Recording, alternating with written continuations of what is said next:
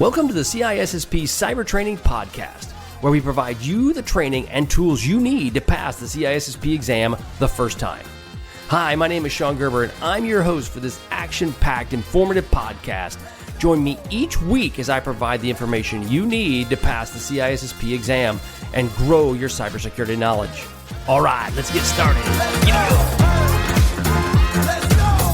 Hey, I'm Sean Gerber with CISSP Cyber Training, and I hope you all are having an outstanding day today. Today, we're going to be getting into some great topics around development, and this is on section domain 8.1, and we're going to be talking about the development world that we have, and the other area is going to be pulling it out of the CISSP book, ISC Squared CISSP book. One of the things I wanted to kind of focus on are some key topics that come up. And I know I've talked to some of my students at CISSP Cyber Training, and one of the pieces they struggle with quite a bit is the overall development landscape. Now, keep in mind, again, as a practicing CISSP and as a CISO for a company here in the United States, one of the things that comes up a lot is how do you work with developers?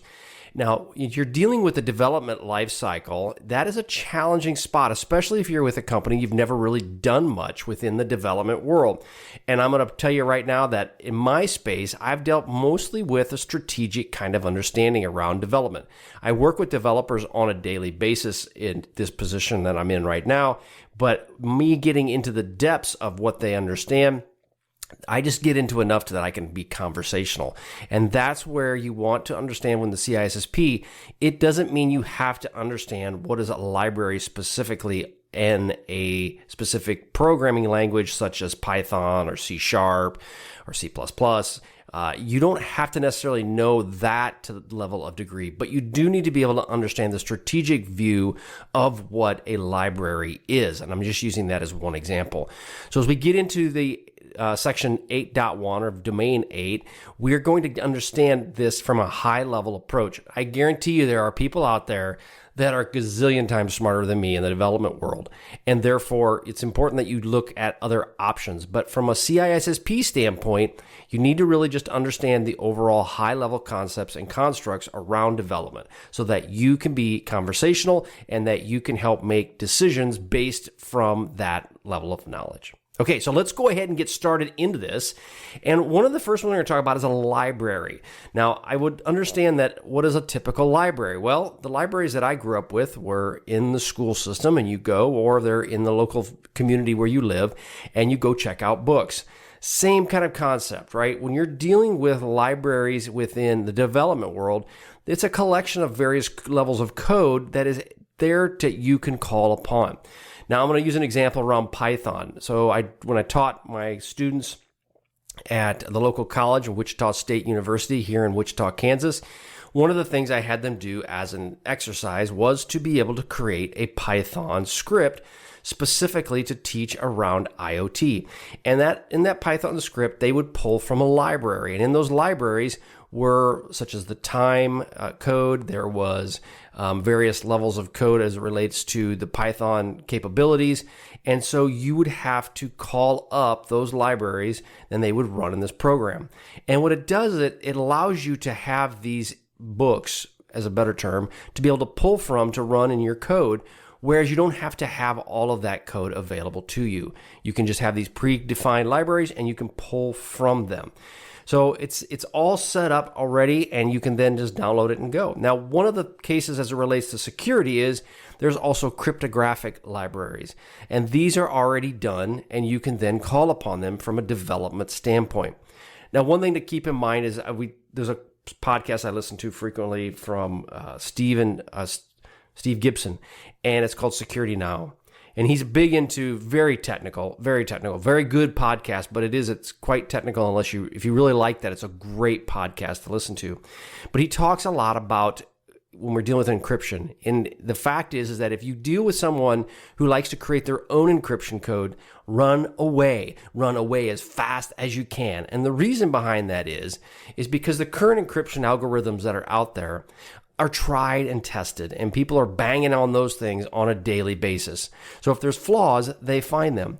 Well, you want to use good cryptographic libraries within your development world because you want to ensure that you're using ones that have been tried and tested. So that's where you'll get when you're talking with some of your developers, or you maybe ask a question on your CISSP around where would you get your cryptographic code, you would, and an answer would be a library. Now, that there's typical standards libraries, there's also third-party libraries, and then there's custom libraries. Now, obviously, that makes sense. You can pull them from a standard library with Python. You could have something that you purchase that is available to you from a third party, or you could have your own custom stuff that you create.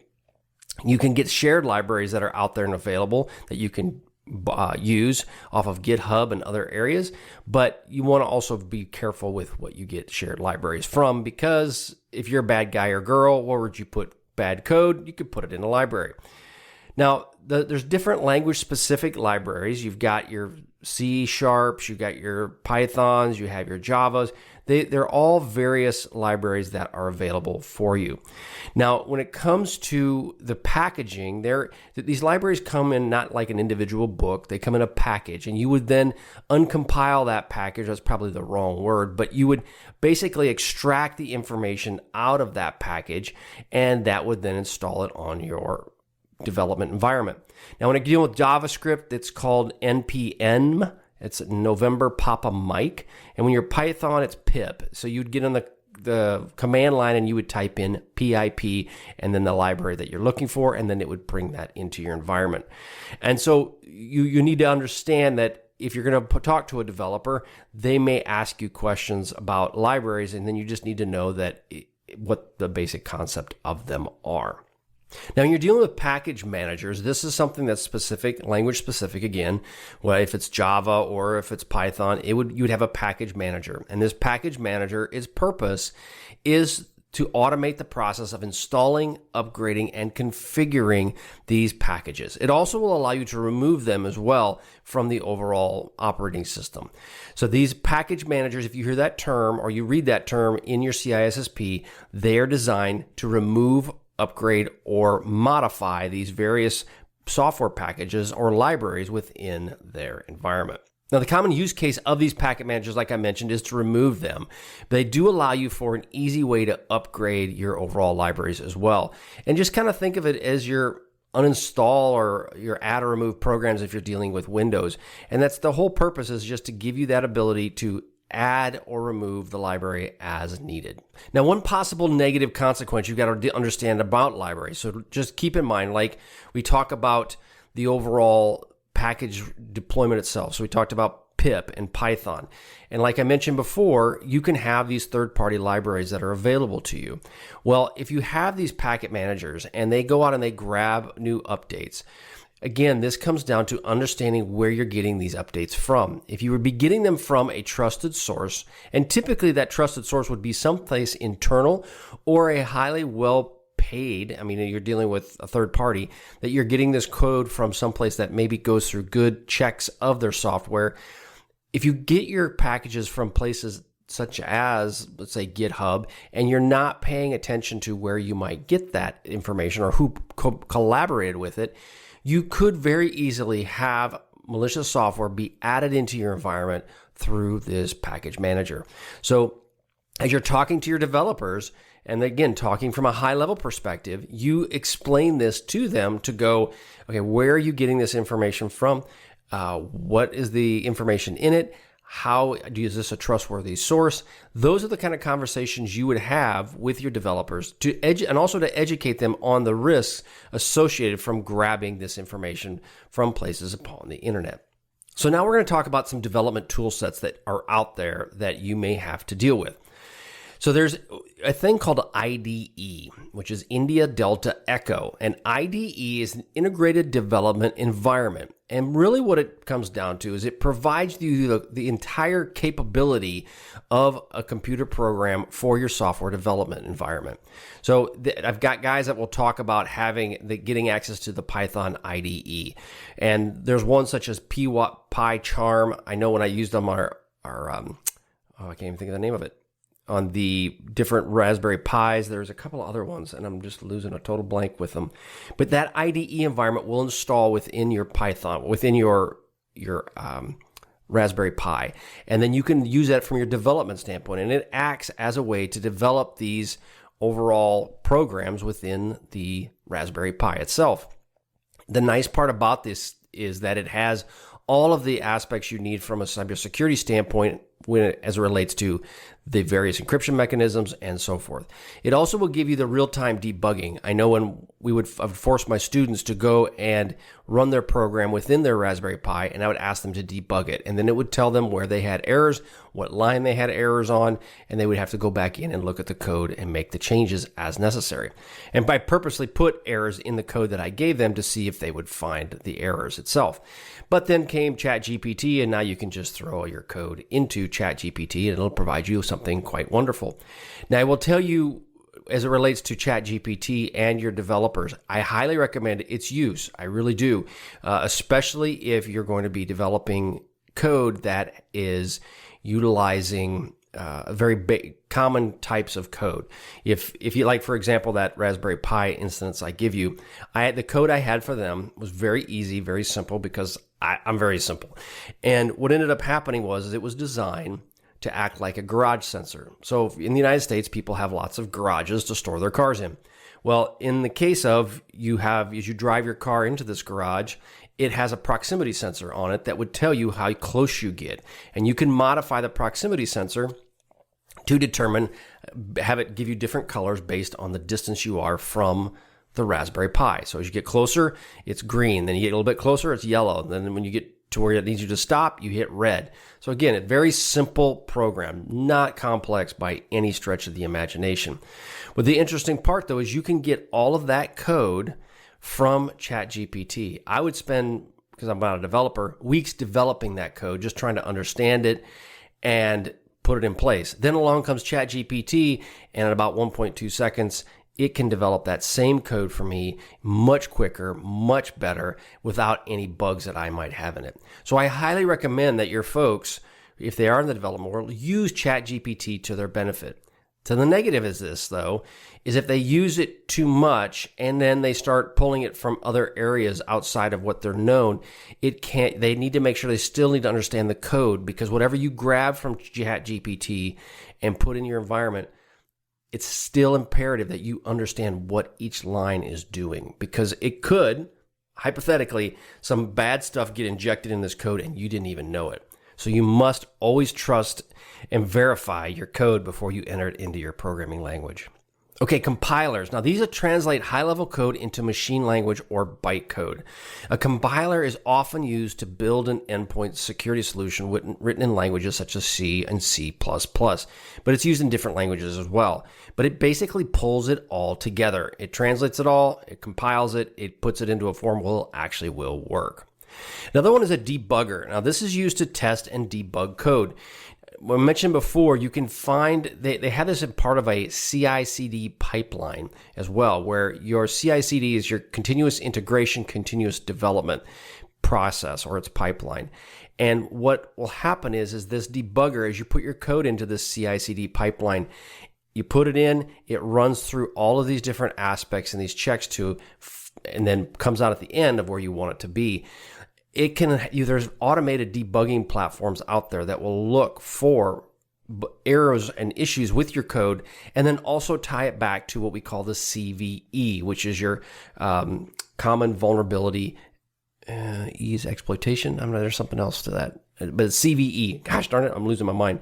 But the bottom line is it will look for those CVEs specifically, and it will tie, if there is an error in your code that is associated with a known CVE, it will give you that error, and it will say, hey, you need to make a change to this. And then in some cases, as this is getting better because it uses the AI type capability, it will come back and give you a recommended code change to make those changes within your development environment. So it's pretty cool what it can do now. Now, there's version control. One thing that you want to understand as it relates to code is it's in various versions. Just like we talk about in CISSP cyber training, I will go over domain 8.1. And in 8.1, there might be .1, .2, .3. And in the overall understanding of your CISSP, you need to understand the various levels of version control to know that if there is version 1, what does version 1.1 look like? What does 1.2? Are there any subcategories to that? You need to be aware of those. Now, there's systems that will help track change that were within your source code, and Git is commonly used as an integration and collaboration tool to be able to allow you to do that. And then all of your various IDEs, your compilers, debuggers, all of them have various versions, and you're going to have to ensure that you have the most correct version. Now, I will tell you, like when I'm recording this on this podcast, I do it on Camtasia, and I've just ran into some version problems with Camtasia and its recording to the point of it's actually very frustrating. So it's important that you have good version control of the data that's going into it. Now, when you're dealing with software, one thing to keep in mind, unless you're dealing with a software development team, it's good to stay up to date on your versions. However, sometimes when you get on the cutting edge of versions of software, it can cause lots of issues, and then it can be some opportunity costs that can occur.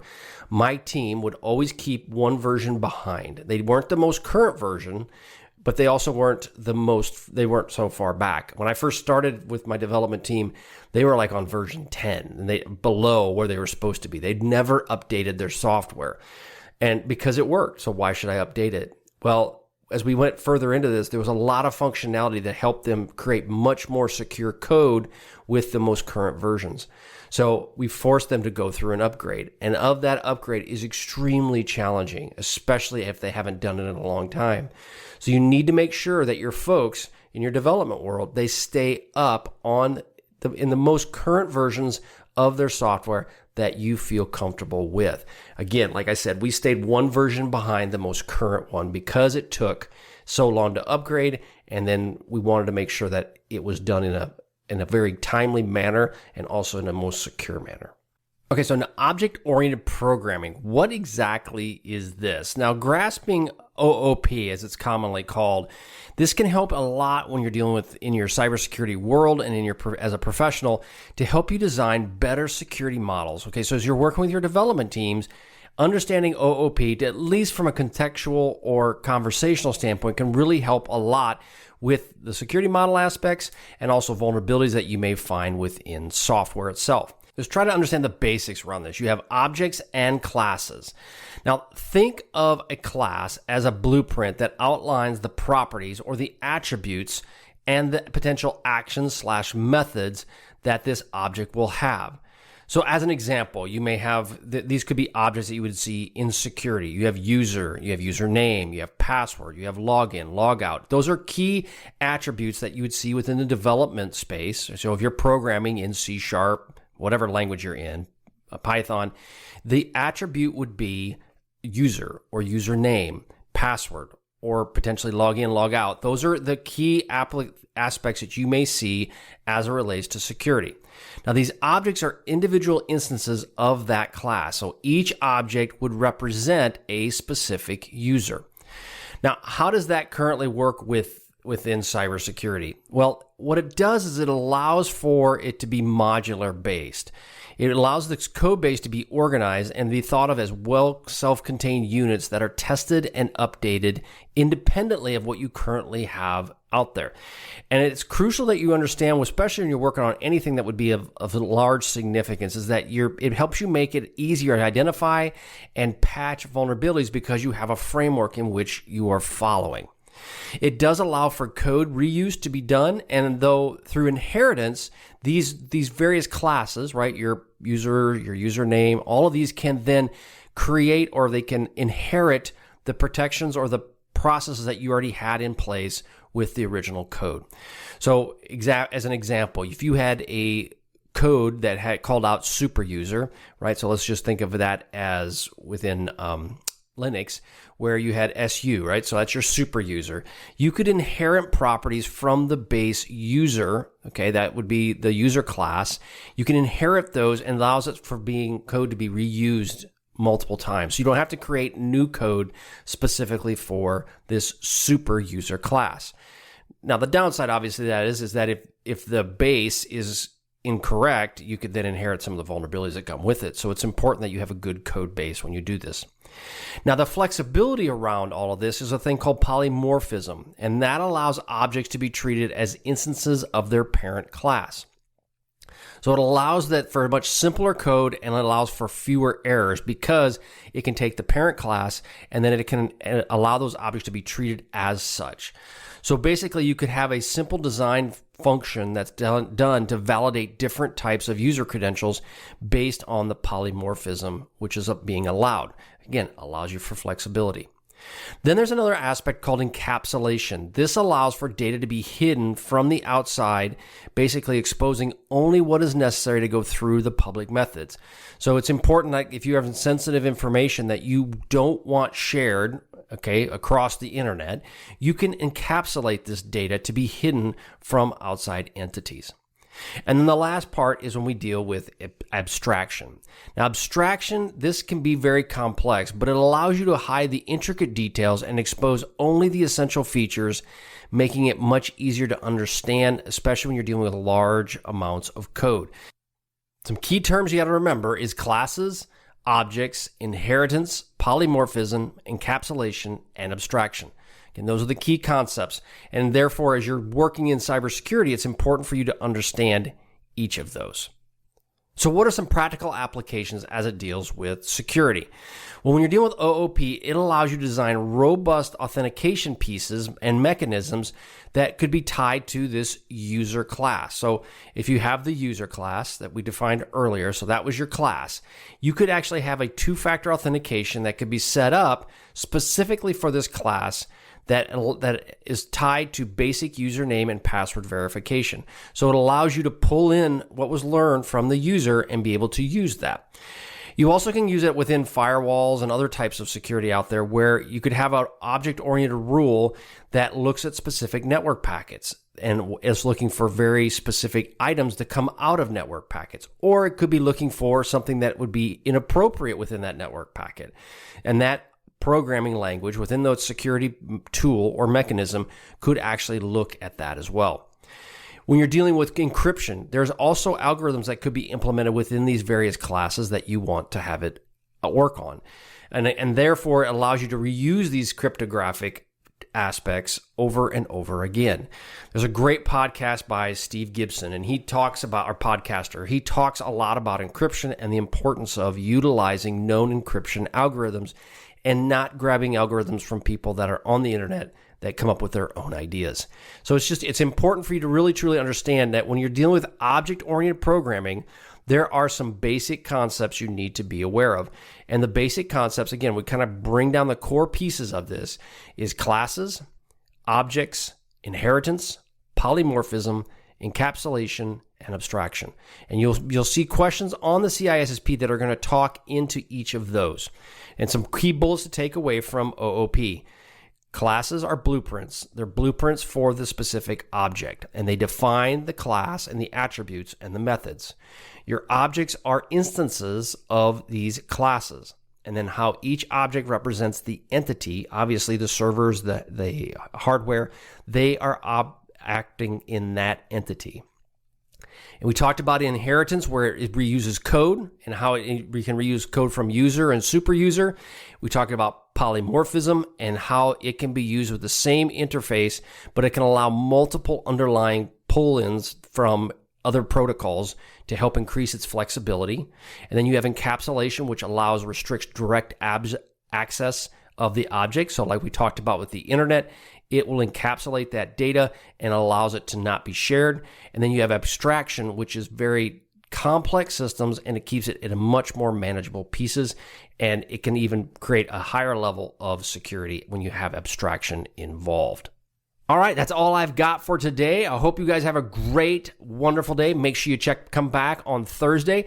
Thursday, we will have CISSP exam questions based focus on these specific topics within the within this podcast. And I'm excited to see you next Thursday. Go to CISSP Cyber Training. Check out all the great stuff that's out there. Tons of information is available for you each and every day. Just go to CISSPcybertraining.com and check it all out. We'll talk to you later. Have a great day. See ya. Hey, thanks again for listening today. It's been my pleasure to prep you for the CISSP exam. Are you interested, though, in some free CISSP exam questions?